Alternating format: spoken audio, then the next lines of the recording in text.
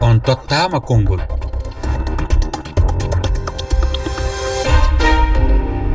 Fatoumata Sisawan.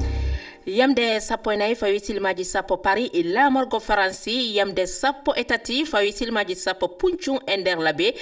ɗum ko immorde Guinée on salminama musidɓe tedduɓe heeɗiɓe RFI fulfulde alkamisa ñande nogay e jeenayi hiɗen yewta hande ko faati e pellital ngal juɓɓudi Afrique toppitinde fukukoyngal kafa ƴetti caggal caɗele taskanoɗe ñande e kawrital timmal kan hakkunde Sénégal e Maroc tugnade e ngal e pellital ngal mi andinay on wondema yaggine ɗen taskama e bange ɗen ɗiɗi noon kafa fawi yagginande e hoore e diɗal Sénégal sabu ko fijoɓe ɓen yaltuno kon e nder stade on Pape Thiaw weltowo diɗal ngal fawama ittugol ujune e temedere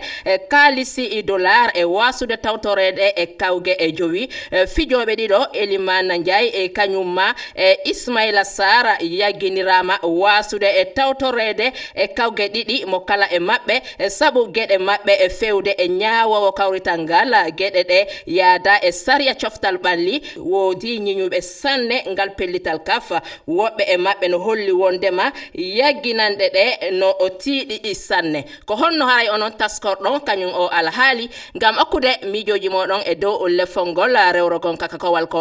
temeɗɗe ɗiɗi e nogay e goho capanɗe jeeɗiɗi e jeegoo temeɗɗe jeegoo e capanɗe nayyi e nayyi sappo e ɗiɗi e capanɗe jeetati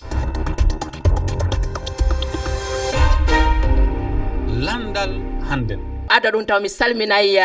koɗo meɗen gon iwruɗo e o saɗo hewtiti immorde Raba a salminama Oumar Mamadou Sow mi salmutimomo Fatoumata Sisawane ko noon calminirami dendagal heɗotoɓe men kono woniri e wontiday e heɗiyankojo meɗen ara noon ko Oumar Guissé immorde Mozambique no jogani en ɗo namde e wawata en jabadade ka yewtere ɗo Oumar Guissé a salminama yewtere nden no juuɗe maɗa gam waɗangol men namde maɗa pharmacie to ardede enen gandi Achraf Hakimi ene wonde Ismaïla Saybari ɓe mbaɗama sanction ene paami kam sabbuji ko sarbetaji Edouard Mendy Elimane Ndiaye ene wonde Ismaïla Sarr kamɓe ne holko woni sabbuji ɗi holko waɗi ɓe mbaɗa sanction namdal ɗiɗo ngal enen gandi Pape Thiaw waɗama sanction ene wonde fettoɓe ɗiɗo Sénégal e fettoɓe ɗiɗo Maroc woni Elimane Ndiaye e Ismaïla Sarr to sengo Maroc Achraf Hakimi ene wonde Ismaïla Saybari sanction ngaji mabɓe ɗi ko holɗin macceji kono woni nande maɗa ɗiɗi jokkodirɗe nanama en watta yewtere nden e juuɗe maɗa Oumar Mamadou Sow gam jabade kañum nde mapunde Oumar Guissé morde Mozambique en jettimo no fewi kanko Oumar Guissé ha toon to leydi Mozambique namdal makko gadanal wi ko mbo humpiti ko Ismaïla Saybari kame Achraf Hakimi kayen ko alhaali e servetaji ɗi Edouard Mendy ko ɗum ɓe jukkira kono noon ɓeɓe ganduɗa ko Elimane Ndiaye kame Ismaïla Sarr holko saabi no kaf haaldiri ni ko kamɓe wasde hollude e needi ñawowo woni arbitre o konnguɗi ɗi ganduɗa e yiyande nde fedde halfinade needi e nder kaf woni commission discipline o ina wayno ɗi ɗoftaki needi ndi ɓe kanno hollude omo ganduɗa ko arbitre o woni ñawowo o nde tawno eno kaf wiri ɓe kolli wondi on arbitre ko dokkaɗo jeenari bondi e konnguɗi ɗi ganduɗa enen yeɓannoɓe en nanataɗi kono kamɓe nde tawno eɓe jogui tubnorɗe eɓe jogui ayawaji eɓe jogui kadi rapport aji ɗi ganduɗa ko commissaire de match en e arbitre en ɓe ina mbaɗa ko ɗon kaf tugni e wiide ko ɗum ɓe jukkira kamɓe ɓen fijoɓe ɗiɗi Sénégal wasde hollude needi omo ganduɗa ko ñawannoɗo kawral ngal mbe sikki omo joguino lamdal ɗiɗabal e wiidi holko saabi ɓeyni jukka ɓe belko e kawre goɗɗe ala ko e kawral timmode ngal tan hayso tawi eɗen gandi leyɗe goɗɗi wono Cameroun wono Nigéria ene goytotono alhaali arbitrage e ko nandi hen kono omo ganduɗa ko Hakimi kame Ismaïla Saybari koɓe jukka ko e kawre ɗe ɓe mbiya maɓe jowi ɗum kono kadi e temedere ujunere kalisi dollar pawɗe Saybari ɗum foof ko e kawral ngal ganduɗa ko timmode gotal ngal tan ngal ɓe pijje leydi e Sénégal yeltani ngal ɗon kawral ene en yi harray kañum yagginande ɗe e fijoɓe eɗe kañum yagginande ɗe fewti wondude e kañum fédération o woodi jiɓiɓe lamdiɓe ko haɗi haray ñaawo fukukoyngal ngal ka tindodiral ɗon ɗum ko ka timmode ko haɗi on ɗon haray fawe e jokko jaade o yaggine dum non ina jaagi hewbe nde tawno ko addi jiiboji de e fitino o fof ina wayno koye pelliti arbitre o ummi kono noon ciftinanen yimɓeɓe leydi Sénégal waɗano wullitande waɗano déposé que français wiyata ko officiellement wullitande woni plainte ete ɗum noon kuuli kafɗe mbi ko kawral ngal ɗo gasi ɗo haɗa jogui balɗe ɗiɗi woni 48 heures wakkatiji 49 nde mbawɗa wadde nden ɗon wullitande on ɗon aadi ɓenni ha gasi leydi Sénégal waɗano nden ɗon wullitande wadde ko kaf yurnittiteno ko ngal catal needi ina wayno nden toɓɓere jeynoko hen ko ɗum ɗon saabi e oɗo saaha noon en keɗimo omo ganduɗa ko Ousmane Kane ko kanko woni mawɗo nden ɗon fedde needi kono ko jowinoɗo walla taw ko kanko wi o wawa ardade caggal ko leydi makko ndi o jeeya Sénégal ñawdanno e leydi Maroc wonno ko cukku makko ina wayno lomtino kanko Ousmane Kane o holli e oɗo saaha leydi Sénégal wawi wadde koko wiyete observation woni waggina leydi CAF ko fati arbitrage o no yiiri ɗum kono hanti natti wawde wonde wullitande sen jii pelliti ɗe toɗɗaki arbitrage o leydi Maroc waɗano wullitande leydi Sénégal kayne waɗano wullitande haala ka noon heewino arbitrage kono de manière officielle wonano wullitande nde ganduɗa fawama e dow tabal ete so ɗum waɗi noon wondanno kadi koye dalillaji laaɓɗi kono woni rehowdi kadi heɗiyankojo humpaɗo andude wondema wano kañum ɗe yagginande wiwde wondema fijoɓe ɓe tawtortake e kawrite ɗiɗi ko ɗum woni yagginande ɗe wano Iliman Ndiaye kañumma e Ismaila Sarr wondude e Maroc najo Achraf Hakimi ɓen ɗon ko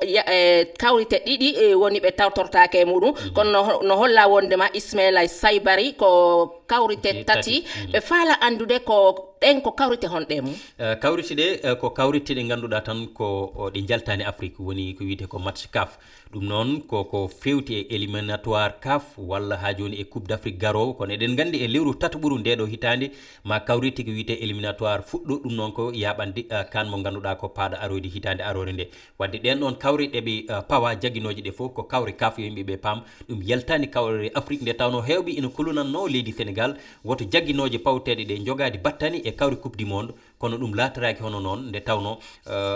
CAF ko waɗata ko e nder Afrique tan woni ɗum yaltani Afrique kono woniri Oumar Mamadou Sow mi accitalima de taw kono a yafotomi jaɓɓo heɗiyankojo meɗen ngo immorde Sénégal ɗo ko Samba Djinda Ba a salminama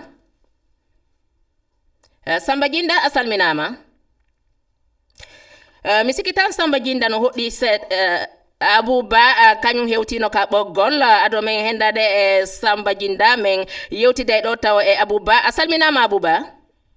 a salmitama Sisa Wande calmini heɗiyankoɓe RFI fulfulde kono woniri no taskorɗa haray kañum ngal pellital CAF ko fati e yaggine e fewre e kañum ɓe e fijuɓe e ngal tindodiral timmal kan eyyi ko teskimi ko yoga e bandiraɓe tan teski ko yagginoje ɗe ɗe jani kono noon mbiyen elle eɗi ɗiɓi tan wasde fewnitade seeɗa kono noon mataw ɓe tongui tan koye kuule wonande kamɓe joguiɓe alhaali CAF en jii noon eɗen padno hono arbitre o kono musidɗo Mamadou Sow kadi addi hen jiyande baɗɗe fayida no feewi hono arbitre o ene padno jagguinɗen ene pawe makko saabu ala ko saabi walla hayso tawi match o no yaari ni hono final o kanko ne omo jogii heen ko ngannduɗaa ko ɗon fonnoo faweede e makko kono noon kadi no Mamadou Sow wiiri nii tan Oumar Mamadou Sow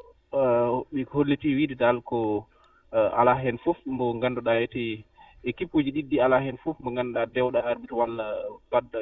caktuɗo ngam o waawa faweede jikkaaji kono enen kam eɗen jooni heen huunde ko wayno woni jagginɗe ɗe ɓe pawi ɗe sabu ɗum kadi ene okka yeru jannge jam kippuuji keɗɗiɗi ɗi mbaawa rentaade alhaaliji mbaɗi noon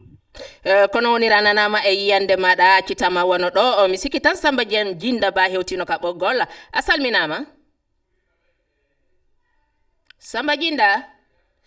mi sikitama hoɗɗiɗo seeɗa en totta joni konngol Tidiane Diawo o jooɗiɗo Sénégal ɗo kanko harayi mo yaadi e kañum ɗe e jukkoje e fawaɗe e dow kañum ɓe e jukkaɓe ɗo hiɗa heɗa fati jaggine mbaɗaɗe e leyɗe konde Maroc e Sénégal e ko hunde fonde on kadi eɗen jaadi hen hakkude cewɗo Sénégal o waɗama match ji 5 konde nde makko o haɗama ɗum ɗowde équipe o wona ɗum ko kadi o faama ujunnaje temedere 100 000 ko hunde fonde waɗede par ce que en jiino yiiɗo seeri jalta ɗum wona laawol mum jogii noon droit kasde e kono ko riwde wiyo seeri jaltu macci gasani ɗon ko erreur mawɗo no wadde heɗen jaadi hen Ismaila Sarr Elimane Ndiaye en ganda ko eppude wat kono kamɓe ɓe gaƴama matcheji ɗiɗi fédération sénégalais de football kamɓe ne mbaɗama 615 000 amande sen gatte côté Maroc seeraji ɗiɗi fédération o kamɓe fof ɓe mbaɗama kamɓe ne ɓeeɗa pawama yaggine seeraji ɗiɗi ɗi Hakimi e joueur goɗɗo fédération maɓɓe football o kamɓe ne pawama ganduɗa amande 315 000 e ɗum fof eɗen mbiyata koko foti won nde wonno kala boppuɗo laawol yo holle laawol woodi e ko gollata ko ala ko gollete ko ganduɗa ala laawol so kafne kadi waɗi golle muɗum enen boni en beltorani tan ko arbitre o e nanani kammo fawama hunde kono on e fonno fawi hunde par ce que on e macce o arbitrani hakkude mum e Allah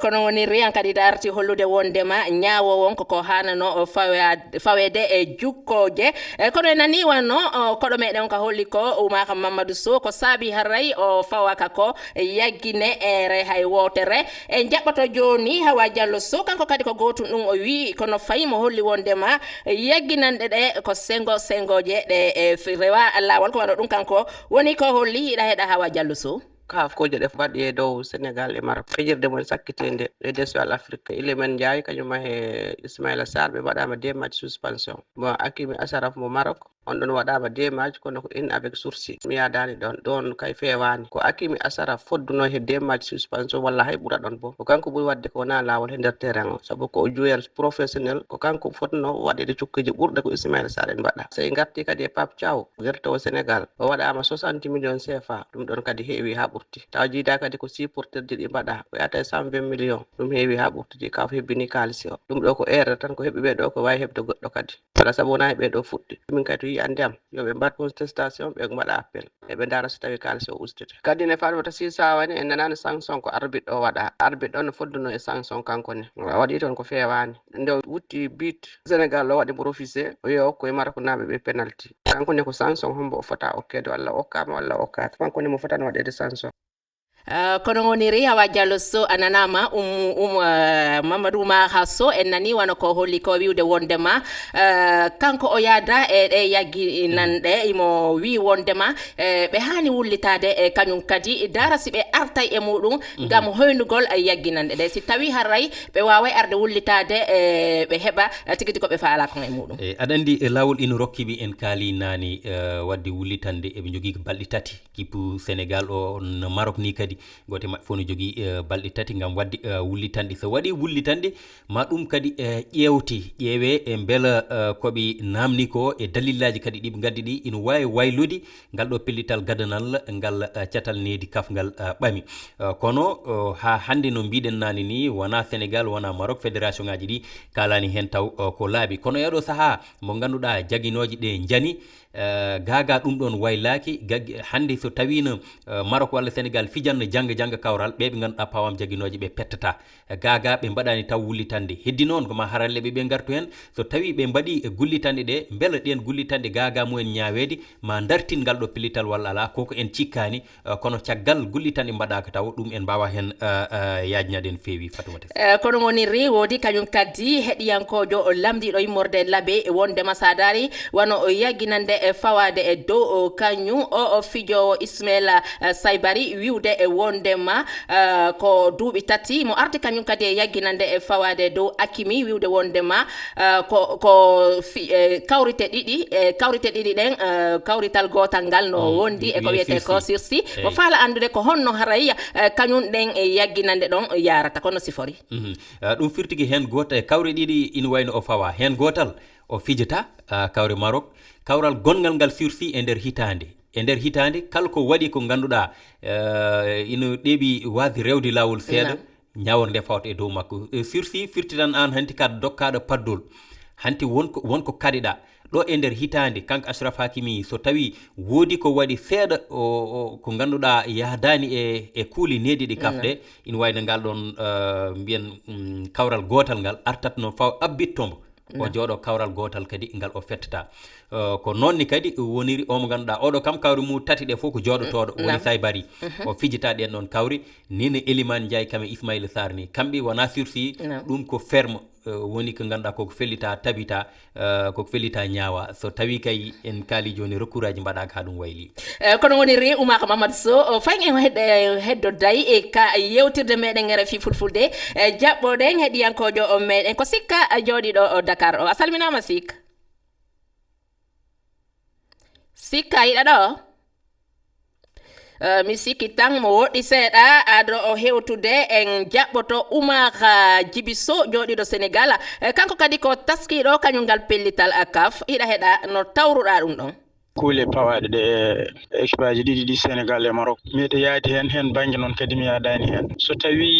ɓe pawi Sénégal kuule gila ɓelto équipe Sénégal ha e jour aji ɗi ko gonga hen goto fof taw kuulal fawangal fawi ɗum ko wasde wadde ko yamira walla ko nandi hen e ɗum mbeɗa yaadi hen so woni jour ƴattima arbitre walla haali arbitre ko wodani walla ko moƴƴani ene foti fawede kuugal walla so woni entraîneur o wi jour aji ɗi jalte sababude match on yarini e ɗum kadi entraîneur o fotani noon wiide ko heddi soɓe ƴeewi Maroc gila nde Sénégal naati Maroc ha e hôtelaji woni ɗi ala kisal gila toon Sénégal fuɗɗinoma hen kalmade haalde kuule pawaɗe ɗe so tawi ɓe pelliti haɓe pawa kuule ɗe yoɓe jaltin sokaɓe ɓe neɗɗo a fawata ɗum kuugal kadi ruttota on woni nder kaso on kadi gonga ala hen